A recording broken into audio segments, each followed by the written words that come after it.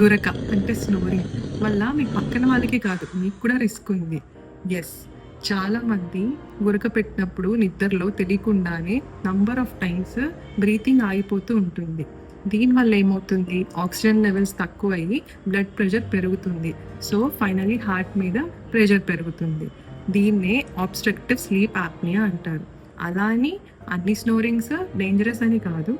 But ఎప్పుడైతే ఇలా రిపీటెడ్‌గా నిద్రలో తెలియకుండా బ్రీతింగ్ పాజ్ అవుతుందో అప్పుడు బ్లడ్ వెజల్స్ వీక్ అయ్యి హార్ట్ అటాక్ రిస్క్ పెరుగుతుంది అని పబ్మెడ్ స్టడీస్ చెప్తున్నాయి.